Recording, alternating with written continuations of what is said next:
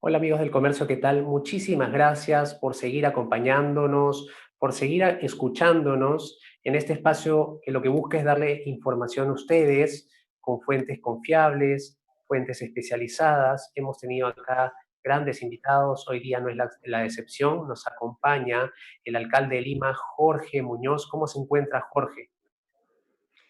Muy buenos días, Martín. Es un gusto poder estar una vez más con ustedes en estas importantes transmisiones para conocer la realidad de lo que está sucediendo en la ciudad y en el país.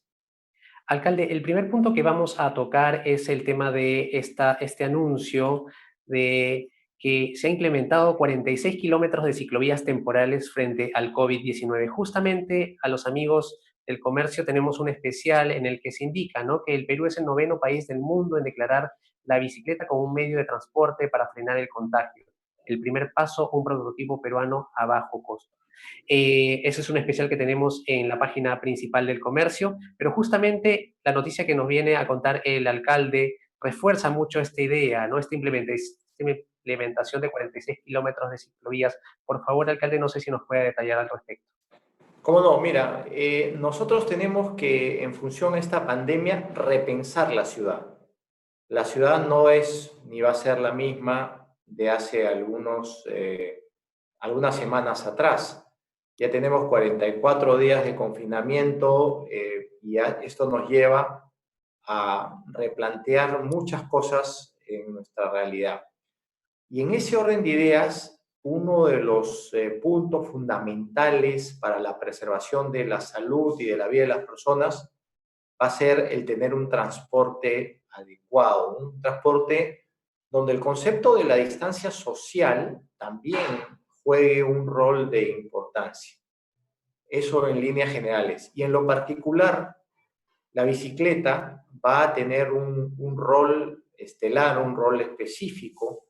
Hemos dicho que si bien es cierto, Lima, no toda plana, pero tiene muchos espacios planos, puede propiciar el uso de la bicicleta, sobre todo para viajes que no sean tan largos, viajes que sean más o menos de cercanía y además privilegiando a un grupo de personas que pueden usar bicicletas. No todos los ciudadanos las pueden usar.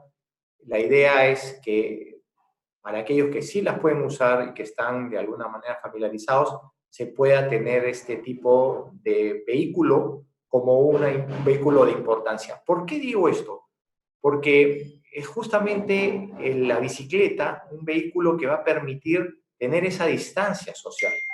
No vamos a estar, digamos, aglomerados y entonces frente a esa situación, si se va a utilizar la bicicleta, tenemos que darle a los ciudadanos las posibilidades de tener ciclovías y tener seguridad vial. Por esa razón que nosotros hemos planteado hacer un trabajo de 46 kilómetros de ciclovías que tienen una naturaleza de temporales, por dos razones, porque son fácilmente implementables por un lado, y por otro lado porque eso nos va a permitir también ir midiendo la situación de la ciudad y además sabiendo que si trae el buen resultado pueden terminar siendo definitivas. Hemos hecho una propuesta y también priorizando que estas ciclovías puedan interconectar otras ciclovías que ya son existentes. Y eso va a permitir ampliar la red de ciclovías de la ciudad, pero también con una incidencia especial. Como sabemos que hay necesidades de conectividad con hospitales o con lugares que hoy en día han tomado una relevancia especial, también teniendo en cuenta estos espacios o estos lugares para poder interconectar mejor la ciudad y dar una opción de transporte para el ciudadano. Alcalde, y en cuanto a características de estas ciclovías, dimensiones, qué señalizaciones van a tener, sobre qué rutas van a ir, porque estamos hablando de una extensión de 46 kilómetros, ¿no? Y justamente usted dice son ciclovías temporales. Según lo que veo también en el documento, se habla de una inversión de 895.000. 558 nuevos soles. Sí, es verdad. Fíjate, sobre el tipo de características de la ciclovía, acá las tengo, se va a utilizar señalización horizontal, vertical, algunos elementos de seguridad. Y fundamentalmente, cuando hablamos de, por ejemplo, la señalización horizontal, es pintado de líneas continuas, pintado de líneas de retención, pintado de pictogramas con las flechas y con todo el, digamos, la simbología de las bicicletas. Fundamentalmente es un trabajo muy rápido, que es pintura y algunas guardavías para poder proteger a los ciclistas. Y cuando me refiero a esas guardavías, me refiero a esas que van ancladas, digamos, abajo, que son por lo general de caucho, para que los ciudadanos las puedan comprender o entender. Y en algunos casos, algunos elementos retráctiles también, ese era el caso, para poderle dar una mejor separación al espacio. Nosotros hemos visto que son estos 46 kilómetros y los lugares, te los puedo mencionar, los tenemos delineados en 11 espacios. Algunos de ellos ya los hemos venido probando, por ejemplo, el de la avenida Garcilaso de la Vega, avenida Tacna, que te conecta con la avenida Arequipa, son 4.4 kilómetros. Otro está en la avenida Tupac Amaru con Francisco Pizarro, Universitaria con Cusco, en Nicolás de Piérola, en Moquegua, Ayacucho, Miguel Grau, en la avenida Aviación, en Canadá, en Angamos, en Tomás Marzano, en Miguel Grau, en Barranco, en el puente Atocongo con Mateo Pumacagua y Pastor Sevilla. Entonces, esas son más o menos las que hemos visto como zonas que pueden terminar haciéndose rápidamente estas ciclovías, que tienen una naturaleza, vuelvo a repetir, de temporal con vocación a permanencia en la medida en que lo que se pruebe sea positivo y que nos podamos adaptar a esta futura realidad que vamos a tener. Justamente veo acá, yo soy un usuario de las bicicletas. Antes, cuando el comercio quedaba en el centro de Lima, yo iba desde La Molina hasta el centro de Lima y era un drama porque tenías que ir por calles y calles y no había un lugar exacto por donde ir, ¿no? Y creo que los ciclistas le agradecemos mucho esta intervención. Veo acá que en la avenida Aviación tiene una extensión de las ciclovías, los tramos de ciclovías temporales que usted propone. La avenida Aviación tiene un tramo de 8,5 kilómetros, la avenida Tomás Marzano hasta República de Panamá, 7,9 kilómetros. En ese caso, esas dos, que son las más largas que va a haber, van a ir sobre las pistas ya hechas, va a ir por la derecha, por la izquierda, ¿por qué? ¿O se ha pensado por el centro, un carril independiente? No sé si esos detalles ya los tienen claros. Y esos detalles se están terminando de definir, pero fundamentalmente lo que se busca es utilizar infraestructura que ya existe, como son las pistas, y darle la separación del caso para la seguridad. Esta es una anécdota que yo he contado en más de una oportunidad. Cuando yo era alcalde en Miraflores, hicimos una encuesta alguna vez preguntándole a los ciudadanos si querían si querían utilizar bicicletas para sus viajes. Y parece mentira, pero el 43% de los ciudadanos nos dijeron que estarían dispuestos a usar bicicleta. Eso incluyendo a gente que por edad podría parecer lejana al uso de la bicicleta. Pero ¿qué nos pedían a cambio? Nos pedían ciclovías o seguridad vial. Esta misma experiencia la traemos nosotros a este punto y hemos visto que el ciudadano en Lima Metropolitana en general pide más seguridad vial y pide también tener las ciclovías, pero bien hechas, para que no sean un espacio de riesgo o un espacio donde pueda propiciarse un accidente. Fíjate que estas ciclovías que tú has mencionado tienen, por ejemplo, lugares de importancia que son atractores. La Avenida Aviación tiene una serie de clínicas en esa zona. Está Gamarra, está el Ministerio de Educación, el Ministerio de Energía y Minas, la Rambla de San Borja, está la Videna, que son puntos que se podrían conectar con facilidad utilizando las bicicletas. Y lo que tú dices, Martín, es cierto. Cuando tú tienes una ciclovía abierta o tienes un espacio separado para el ciclista, le das mucha facilidad al mismo para poder desplazarse. En esta ciclovía temporal que hemos venido utilizando en algunos fines de semana, o durante los fines de semana, mejor dicho, es la de la avenida Garcilaso. Esta tenía un fin a la 1 de la tarde. Yo recuerdo haber ido varias veces al centro de Lima y haberme quedado en el centro de Lima disfrutando el centro, y cuando pasaba la 1 de la tarde y esto se levantaba porque eran por horarios nada más, el retorno era mucho más complejo, mientras que si tienes la ciclovía delineada, separada, para ser utilizable por el ciclista, el retorno es mucho más amigable, es más seguro, etc. Entonces, está claramente demostrado que lo que el ciclista necesita es un espacio debidamente segregado. Y siempre hay que mirar realidades. Por ejemplo, la realidad de Bogotá es una realidad que nos enseña muchísimo, pero también la de Buenos Aires. Y hace unos días atrás hemos estado conversando tanto con la alcaldesa de Bogotá como con el intendente de Buenos Aires para podernos nutrir de realidades que van adaptando situaciones frente a esta pandemia y ver cómo se repiensan las ciudades. Todos los días hay un repensar de la ciudad a raíz de esta nueva etapa que estamos pasando. Sí, justamente el segundo punto que vamos a tocar con usted, alcalde, es el tema del metropolitano, el transporte público, directamente con usted el metropolitano, ¿no? Y los alimentadores.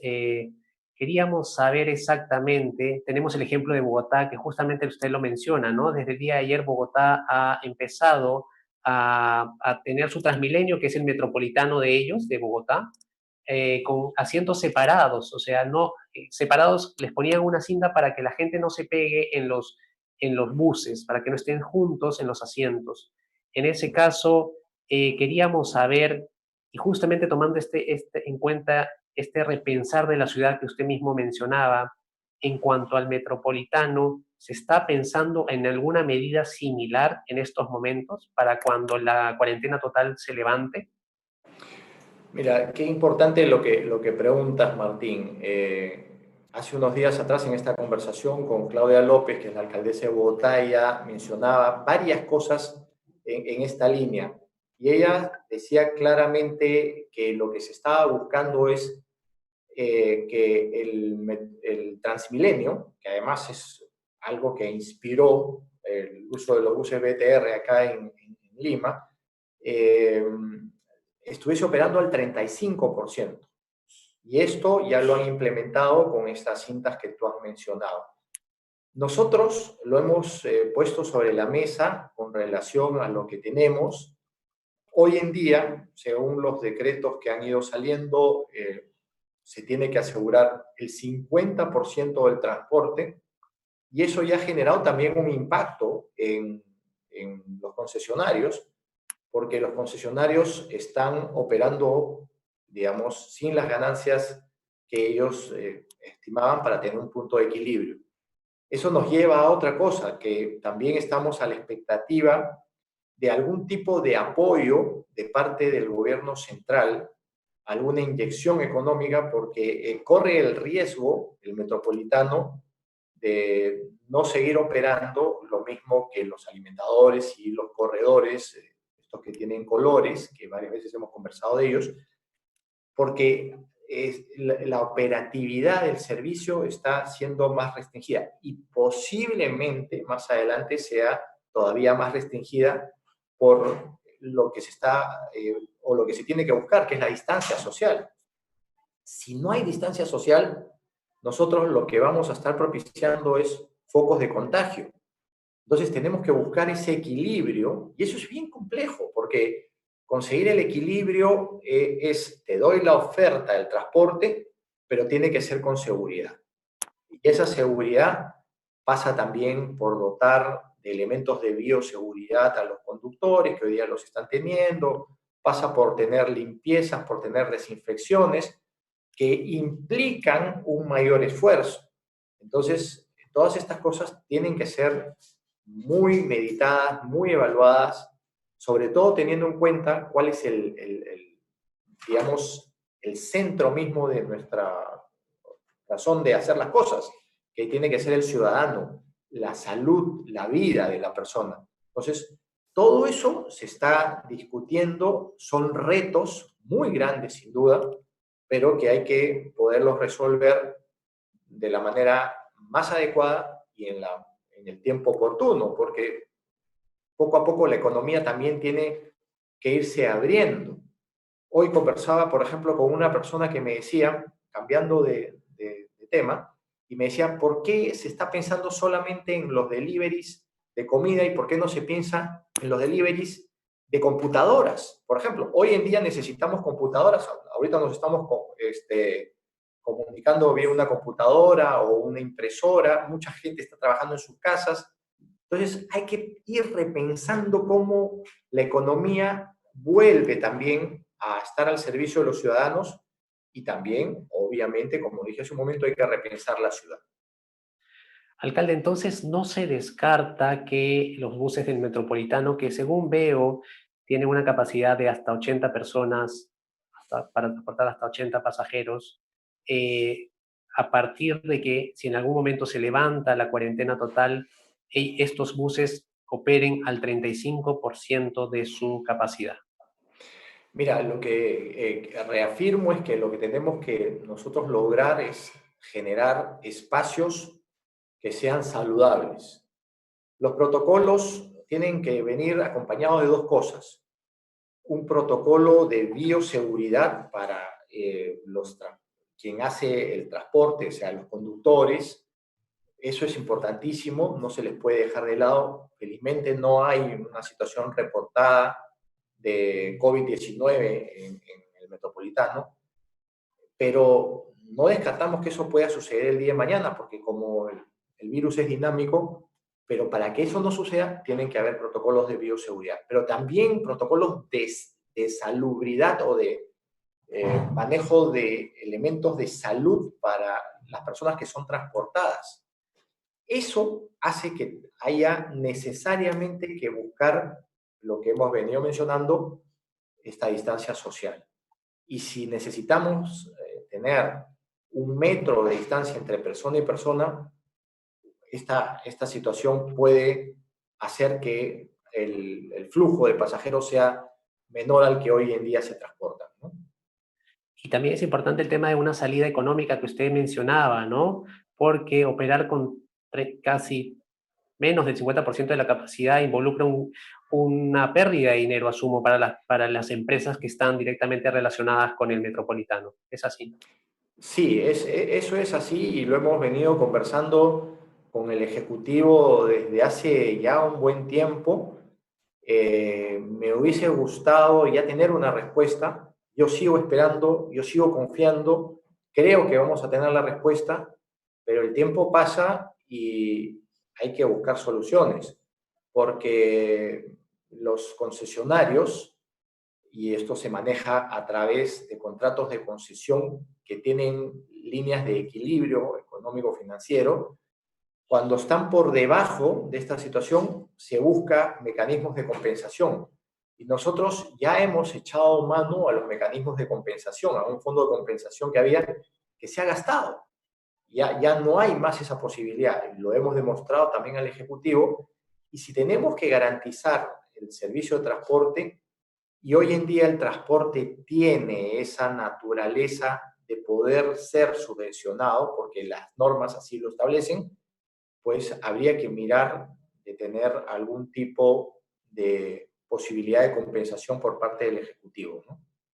Y justamente estas posibilidades son exactamente, teniendo acá el alcalde directamente hablando del metropolitano, corredores y alimentadores, que es justamente lo que tiene a su cargo el alcalde de Lima, pero también dejo acá la idea, es un gran reto cómo se va a hacer con esas cústeres, esos buses que vemos también en las calles de Lima, ¿no? Que no forman parte del metropolitano, de los corredores alimentadores. Muchas veces estos vehículos van abarrotados de gente, sobre todo en horas punta. Ese también es un gran reto y esperamos ver de qué manera se soluciona o de qué manera se encamina en el lado del metropolitano y los corredores, porque asumo será un ejemplo a imitar. El siguiente punto, alcalde, era la coordinación con el gobierno que justamente usted me mencionaba, ¿no? Y nosotros hemos tenido conversaciones con distintos alcaldes, tanto de Lima como de provincias, y algo que siempre nos decían los alcaldes es que no hay una comunicación fluida. En ese sentido, queríamos preguntarle, alcalde, primero, si es con usted también sucede lo mismo y qué opina al respecto. Este es un tema bien complejo, Martín, y creo que con lo que voy a decir no voy a ofender a nadie porque cuando uno habla con la verdad no ofende. Tengo la percepción de que no se termina de concebir la importancia de los gobiernos locales, sobre todo en el aspecto territorial. ¿A qué me refiero? Eh, el virus, el COVID-19, se expresa en el territorio, se expresa en las ciudades, se expresa en nuestras calles, en nuestras casas, y es ahí donde el gobierno local hace o realiza sus funciones.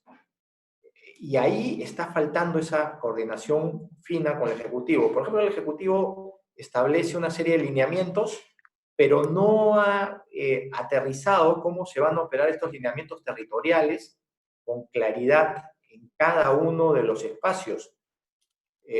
Pongo un ejemplo. En los últimos días se ha dicho que, por decir algo, San Juan de Lurigancho es uno de los focos de mayor contagio, que la pandemia, y estas son palabras del ministro Zamora, ha caminado de los distritos mesocráticos a las zonas periféricas de la ciudad. San Juan de Lurigancho es uno de estos lugares. ¿Qué cosa se está haciendo territorialmente para poder atacar mejor el virus en esa zona? ¿Cómo se puede trabajar ahí? Primero, uno tiene que tener la información del caso, de que esto sea cierto, y de cuáles son los lugares donde hay más focalización para poder hacer más labores de prevención, más toma de muestras, más fiscalización, y eso es algo totalmente municipalista, más desinfección, más limpieza, etcétera, etcétera. Entonces, ese factor territorial está faltando. Yo he venido teniendo muchas reuniones y pidiendo información en ese sentido para poder armar una estrategia territorial a nivel de Lima. Pero lamentablemente no tenemos la información y a veces la información que recibimos es contradictoria entre sí. Yo en un mismo día he recibido información del Ministerio de Salud en un sentido y en otro sentido.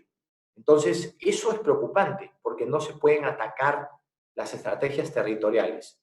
Otro hecho objetivo. Hoy día estamos al día 44 de la declaración de estado de emergencia.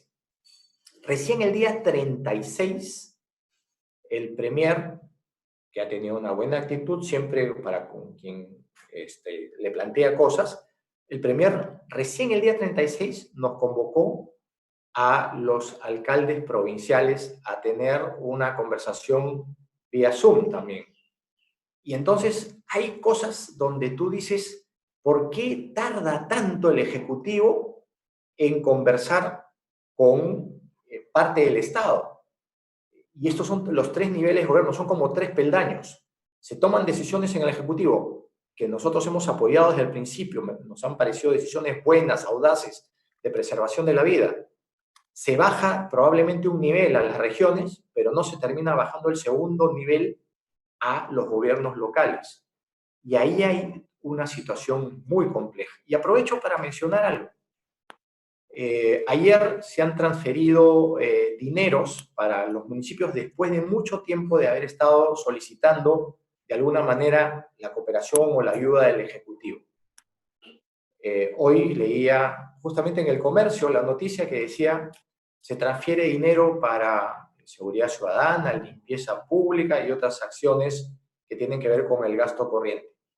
¿Cuánto se transfiere a la ciudad de Lima, por ejemplo? Se transfieren 900.000 soles. ¿Cuánto se requiere para un mes de trabajo? Para solamente seguridad ciudadana, nada más, seguridad ciudadana, 3 millones de soles. Entonces, las transferencias que se están produciendo son exiguas.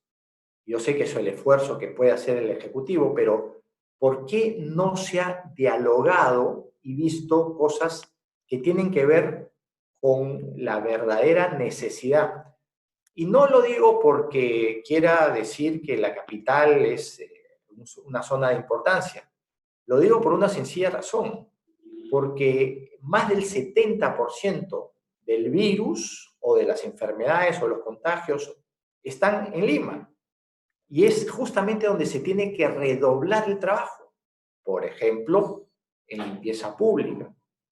Y otra de las cosas, no se ha terminado de licitar un proceso de recojo de lo que es los residuos sólidos que están contaminados. Y eso es algo que debió haber hecho el MINAM hace ya algunas semanas atrás. Entonces, tenemos algunas situaciones donde lo que se está planteando por los gobiernos locales no se está terminando de escuchar. Y esa sensación que han compartido colegas míos y la que tú ponías sobre la mesa, es una sensación que yo también tengo y que la comento y que, como dije hace un momento, creo que no vamos a ofender a nadie porque estamos actuando o diciendo las cosas con la verdad. ¿Por qué lo digo además? Porque creo que es importante dar golpes de timón, corregir y actuar todos juntos para poder justamente vencer esta pandemia. Porque Claro. si trabajamos desunidos, con criterios no conectados entre sí, va a ser bien difícil el vencimiento de este virus. Alcalde, justamente yo para la siguiente pregunta recojo este interrogante que usted decía, ¿no? Nosotros nos preguntamos por qué demora tanto esta comunicación y entendemos que ustedes entre alcaldes tienen un chat en el cual se comunican de manera permanente. ¿Y cuál es la respuesta que ustedes tienen ante esa pregunta o la hipótesis? ¿Qué pasa? ¿Por qué demora tanto esa comunicación de parte del gobierno hacia ustedes como alcaldes? Hay varias respuestas que pueden haber, ¿no? Yo creo que la respuesta, digamos, más lógica es que no se ha aquilatado la importancia de los gobiernos locales. Yo por eso también puse hace algunos días atrás un tweet donde decía que no solamente estamos para repartir canastas, sino para afinar estrategias. Y esto es muy importante. Por ejemplo, se está hablando de reactivar la economía de a pocos, gradualmente. Eso es lógico. Tenemos que buscar ese equilibrio, porque acá tenemos una situación donde se está priorizando la vida, se está priorizando la salud de los ciudadanos, y eso es absolutamente válido. Pero también tenemos que comenzar a ir moviendo de a pocos la economía sin generar riesgos para los ciudadanos. No se está considerando tampoco la participación de los gobiernos locales. Yo hace un momento acabo de poner un ejemplo en función a que estamos comunicándonos a través de una computadora. Mucho más inocuo es vender una computadora o una impresora para quien está trabajando en su casa que probablemente vender alimentos que podrían en su manipulación estar contaminados, que son importantes porque todos tenemos que alimentarnos sin duda. Entonces, hay que reflexionar sobre cómo vamos a ir reactivando la economía. Pero para eso tampoco se ha tenido en cuenta qué cosa es lo que piensan los gobiernos locales.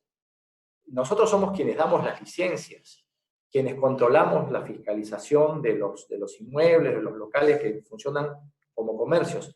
Entonces, todas esas cosas creo que serían muy valiosas si las podemos poner sobre la mesa y conversar. Yo he tenido muchas conversaciones con el ministro Zamora y creo que él ha ido asimilando muchos de los temas y la necesidad, por ejemplo, del trabajo territorial de los gobiernos locales.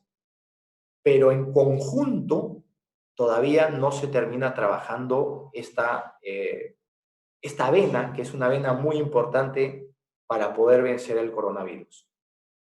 Alcalde, yo me quedan 4 minutos en el aire. Igual quería preguntarle el tema de la parada, ¿no?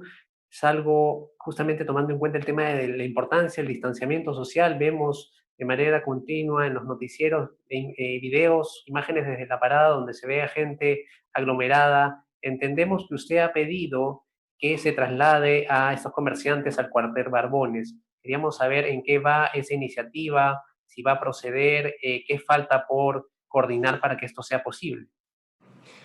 Mira, justamente esa es la gran preocupación que tenemos, pero antes quisiera hacer una suerte de visión retrospectiva y decir por qué no también el Parque del Migrante.